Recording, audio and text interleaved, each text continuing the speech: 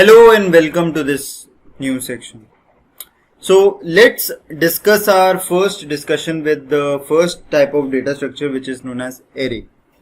So before we dive deep into what is array, let me first goes into detail that why there is a need of array. Why can't we just define variables like int a and int b? So our work is done in this way also. So why there is a need of array? So let me give you a situation where I want to want the marks of the 50 students in 5 subjects, or if I want to know the names of 50 students,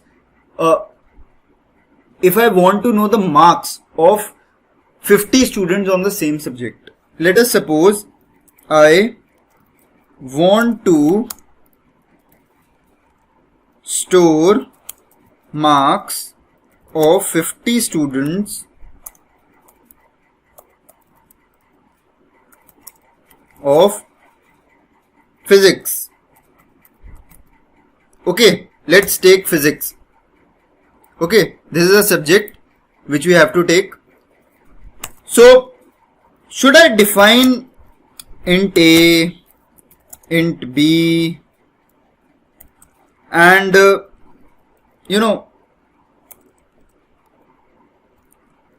so on up to ABC. Okay, means up to 50 elements. Okay, whether I have to define 50 variables or I just write it in one word, like suppose subjects, I should take a variable subject and assign the size as 50. Okay, would it be efficient solution, or this would be? This would be, na? Yes or no? So there is what comes array. There is where need felt, that we need to define a contiguous space. A very important term we need to understand, that array is storing the elements in a contiguous location. Means this is an array. Okay, this is an array. So what it does in a contiguous location means if its size is 5, its address is 500, and if it is a integer type array, what type? Int type array, then integer will take 2 bytes. So the next element will be found at a particular location of 502, another 504, and so on until last element. Okay, so this is how the need felt, that it is contiguous allocation. Okay, and the most important thing, that array contains similar type of data.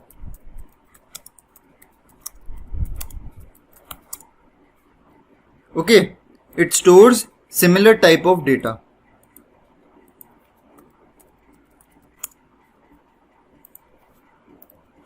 Contiguous memory allocation. These 2 points should be remembered. Okay, to what is similar type of data means it is of integer type. No floating point or other type of data is supported in this. Okay, only similar type. If we want to declare floating type data, then we can do it in separately. Float subjects, we can do it in other way. Okay, this way, this is the way we can declare it. Okay, but all the elements in these subjects are floating point. Okay, no other point. So these are the 2 points that you should remember, and I hope you know the concept of why there is a need felt. Why there is a need felt that we want arrays. Okay. This is a perfect example. Okay. So what are the disadvantages of arrays? I should say that. What are the disadvantages? First disadvantage is it is fixed size. So what is disadvantage? Disadvantage is fixed size. Okay, fixed size it is. If we want to make students of 100 students, then we have to copy the first 50 students data to the one which is having 100 contiguous elements, and then we can assign. So it is very time consuming to copy paste the elements, and it is very difficult to increase the size. We cannot increase the size. Okay, we cannot make it like in the first declaration we define in this way, and in the second declaration we did in this way, subjects of 100. No, we cannot do it. Okay, we cannot do this thing. So its disadvantages fixed size and this similar type of data. We cannot include heterogeneous data in this. No heterogeneous data.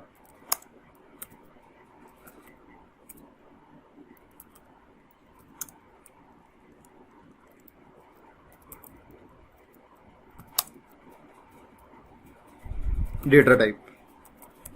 Okay. So in the today's world we need these heterogeneous type of data. Okay. So what are the problems? Similar type, heterogeneous, and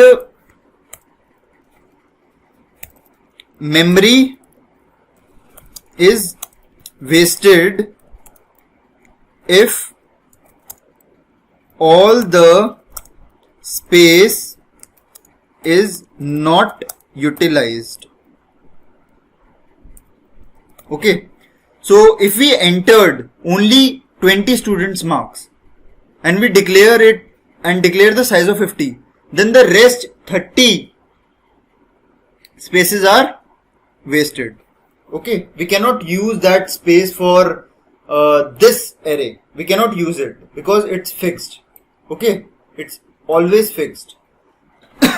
So this is what these are some disadvantages of array. I hope you understand the concept very well. Okay, so this is it for this section. We'll see you in the next. Happy data structures.